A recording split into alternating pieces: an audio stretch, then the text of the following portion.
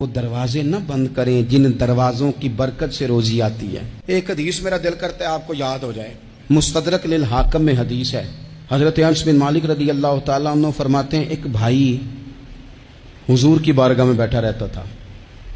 نکما نہیں تھا، شارحین حدیث کہتے ہیں کہ کسی مجبوری سے وہ کام نہیں کر پاتا تھا، یا کرتا تھا تو کام آگے نہیں چل پاتا تھا،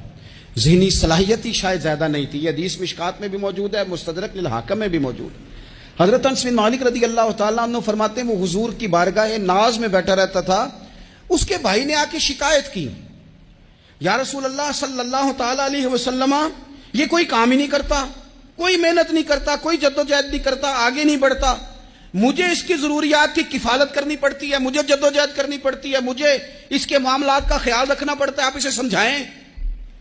تو حضور نے بہت سارے لوگوں کو سمجھایا جو کام نہیں کرتے تھے۔ ہمیں سیاستہ میں وہ حدیث بھی ملتی ہے جس بندے کو نبی پاک صلی اللہ علیہ وسلم نے کہا تھا کہ تیرے پاس جو بھی گھر میں ہے لا، تو وہ پیالہ اور کمبل لائے تھے، حضور نے بیچ کے کہا تھا جا کلاڑا خرید کے لا اور لکڑیاں کاٹ کے تو بیچ کے اپنا اور اپنے گھر والوں کا پیٹ پال۔ یہ ساری باتیں اپنی جگہ پر یہاں نبی پاک نے ایک روحانی مسئلے کا حل بھی بتایا۔ اللہ کے محبوب علیہ السلام سے عرض کی حضور یہ یہیں بیٹھا رہتا ہے اور سارے ہی کام مجھے کرنے پڑتے ہیں۔ تو حضور نے نظر مبارک اٹھا کے بھائی کی جانب دیکھا جو بھائی کا شکوہ کر رہا تھا، تو کریم محبوب فرمانے لگے ہو سکتا ہے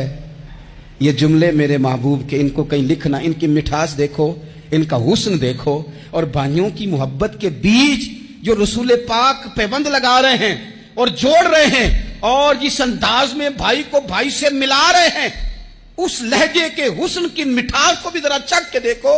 حضور فرمانے لگے ہو سکتا ہے رب تمہیں جو رزق دے رہا ہے وہ اسی بھائی کی وجہ سے دے رہا ہے۔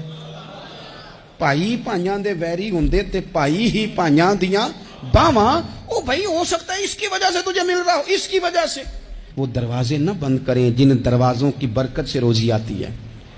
کبھی بھی وہ کام نہ کریں جن کاموں کی اگر آپ کو کل تک برکت تھی،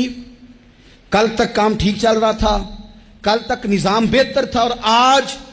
آپ کو محسوس ہوتا ہے کہ کہیں کمزوری آ گئی ہے، کہیں حالات اس طرح کے نہیں رہے، تو پھر آپ غور کریں کہیں ایسا تو نہیں کسی غریب کا آپ کے گھر سے رزق جاتا تھا اور آپ نے بند کر دیا،